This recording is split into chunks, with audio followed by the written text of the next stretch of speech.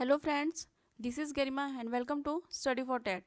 आज हम UP TET series में मैथ के टॉपिक ज्योमेट्री को यहाँ कवर करने वाले हैं और इसी के साथ कुछ क्वेश्चन जो ऑलरेडी पूछ रखे हैं यूपी टेट में उसे भी हम यहाँ पे सॉल्व करेंगे।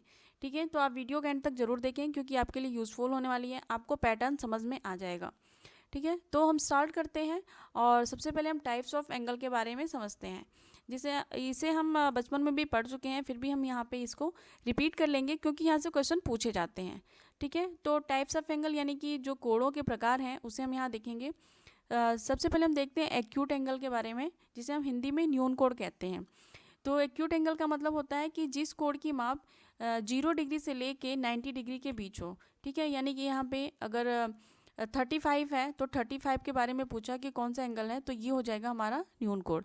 ठीक है, राइट एंगल होता है यानी कि जिसे हम समकोण कहते हैं, जिस कोण की माप 90 डिग्री हो इसे हम समकोण कहते हैं। ठीक है, तो ये अगर ऐसा है तो ये हमारा हो जाता है समकोण। ठीक है, ऑब्ट्यूस एंगल जिसे हिंदी में अधिक कोण कहा जाता है, तो जिस कोण की माप 90 डिग्री से लेके 180 डिग्री हो इसे हम अधिक कोण कहते हैं। ठीक है, जैसे कि यहाँ पे दे रखा है 125 के बारे में पूछेगा कि 125 जो है ये कौन सा कोण है, तो ये हो जाएगा हमारा ऑब्ट्यूस एंगल। ठीक है, फिर रिफ्लेक्स एंगल को हम देखते हैं जिसे हम प्रतिवर्ती कोण कहते हैं। तो जिस कोण की माप 180 से लेके 360 के बीच हो इसे हम प्रतिवर्ती कोण यानी कि रिफ्लेक्स एंगल कहेंगे। ठीक है, जैसे कि यहाँ पे अगर पूछ रखा है 180 से ज़्यादा होनी चाहिए, तो 225 अगर पूछ रखा है तो ये क्या हो जाएगा हमारा रिफ्लेक्स एंगल यानी कि प्रतिवर्ती कोण। ठीक है, तो एंगल्स के बारे में हमने देख लिया और यहाँ पे हम देखते हैं कंप्लीट एंगल के बारे में। कंप्लीट एंगल क्या होता है, जैसे कि ये सरल रेखा है, सरल रेखा पर कोई डॉट है और इसके बारे में पूछा तो ये 360 होता है। ठीक है, तो 360 का एंगल हो गया ये कंप्लीट एंगल, इसको हम कहते हैं। ठीक है, फिर complementary angle and supplementary angle है, इसे आप बहुत ही ध्यान से देखिएगा क्योंकि यहाँ से क्वेश्चन ऑलरेडी पूछा जाता है। ठीक है, तो कॉम्प्लीमेंट्री एंगल को हम हिंदी में कोटि पूरक कोण कहते हैं और दो कोणों के माप का योग 90 होता है। ठीक है, अगर कोई भी दो कोण ऐसे दे रखे हैं जिनकी माप का योग 90 है तो ये हो जाएगा हमारा कॉम्प्लीमेंट्री एंगल यानी कि कोटि पूरक कोण। जैसे कि यहाँ पे एग्जांपल में मैंने बताया आपको कि 60 + 30 = 90। ठीक है, तो दो कोण हो गए यहाँ पे, एक 60 एक 30 हो गया और इनका योग जो है 90 होना चाहिए। ऐसे ही हो जाता है सप्लीमेंट्री एंगल यानी कि जिसे हम संपूरक कोण कहते हैं और सप्लीमेंट्री एंगल का होता है कि दो कोणों की माप का योग 180 होना चाहिए। जैसे कि यहाँ पे 90 है वैसे यहाँ पे 180 हो जाएगा। जैसे कि एग्जांपल में है 110 और 70, तो इनका योग क्या हो जाता है 180 हो जाएगा। ठीक है, 90 + 90 180 हो जाएगा। तो ये हो गया हमारा complementary angle and supplementary angle के बारे में। ठीक है, अब कुछ क्वेश्चंस हम यहाँ पे देखते हैं जो कि ऑलरेडी पूछा जा रखा है यूपी टेट में, जिससे कि आपको थोड़ा पैटर्न इसका समझ में आ जाएगा। हम एक त्रिभुज की रचना नहीं कर सकते हैं यदि हमें दिया गया है। ठीक है, तो ऑप्शन हम देख लेते हैं कि त्रिभुज की यहाँ रचना करनी है लेकिन हम नहीं कर सकते। तो ए ऑप्शन है हमारा केवल 3 कोण हो, कि हमारे पास अगर सिर्फ 3 एंगल दिए हों तो क्या हम त्रिभुज की रचना कर सकते हैं। बी ऑप्शन है कि 2 कोण और 1 भुजा।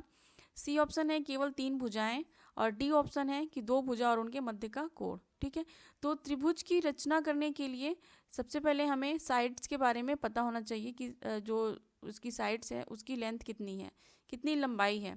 यहाँ पे क्या है कि सिर्फ 3 कोण दे रखा है, सिर्फ एंगल के बारे में देख रखा है।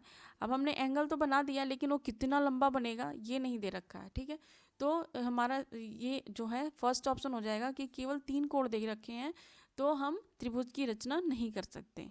ठीक है, फिर सेकंड क्वेश्चन हमारा कि 138 डिग्री के संपूरक का कोटि पूरक कोण यहाँ पे पूछा गया है।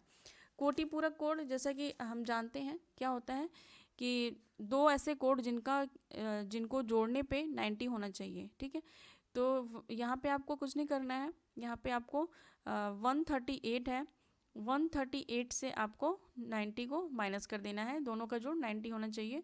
तो एक एंगल दे रखा है, सेकेंड एंगल हमारा निकल जाएगा। तो यहाँ पे आपका क्या आ जाएगा, हमने इसको माइनस किया तो हमारा आंसर आ जाएगा 48। ठीक है, तो बी ऑप्शन जो है हमारा यहाँ पे करेक्ट हो जाएगा। फिर नेक्स्ट क्वेश्चन है हमारा कि कोण ज्ञात कीजिए जो अपने कोटि पूरक के बराबर है।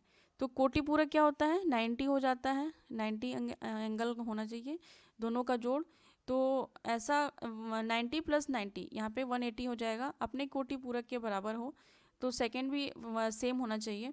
60 + 60 नहीं आएगा, 45 + 45 ये हो जाएगा हमारा 90। ठीक है, तो सी ऑप्शन यहाँ पे राइट हो जाएगा। फिर नेक्स्ट क्वेश्चन है कि 270 डिग्री माप का कोण एक उदाहरण है। 270 डिग्री जो है किसका ही उदाहरण है? न्यून कोण, अधिक कोण, समकोण या फिर प्रतिवर्ती कोण। ठीक है, तो 270 डिग्री अभी देखा हमने, न्यून कोण नहीं हो सकता कि ये लेस देन 90 होना चाहिए। अधिक कोण ये लेस देन जो है ये जो है 90 से लेके 180 के बीच होना चाहिए, ये 90 होना चाहिए। और रिफ्लेक्स एंगल यानी कि प्रतिवर्ती कोण जो होता है ये 180 से लेके और 360 के बीच होना चाहिए। ठीक है, तो हमारा राइट आंसर हो जाएगा प्रतिवर्ती कोण। ठीक है, तो ये कुछ क्वेश्चंस थे जो कि ऑलरेडी यूपी टेट में आ रखे हैं, जिन्हें हमें यहाँ पे कवर किया है। इससे आपको पैटर्न समझ में आ जाएगा कि किस तरह के क्वेश्चन आते हैं। बहुत ही सिंपल क्वेश्चन होते हैं, एक बार आप इसको देख के जाइएगा तो आपका 1 नंबर डेफिनेटली आपका कंफर्म हो जाएगा। ठीक है, और कुछ और भी आपके पास बुक हो उससे भी आप अपने क्वेश्चन को करने की कोशिश करिएगा, जिससे आपका जो है कॉन्फिडेंस यहाँ पे बढ़ेगा। और वीडियो अच्छी लगी हो तो लाइक कर दीजिए, सब्सक्राइब कर लीजिए चैनल को, जिससे आपकी कंप्लीट प्रिपरेशन इस चैनल पे हो सके। और आप अपने फ्रेंड्स को भी ज़रूर शेयर करें। ठीक है, तो फिर मिलते हैं आपसे नेक्स्ट वीडियो में एक नए टॉपिक के साथ। Okay, thank you.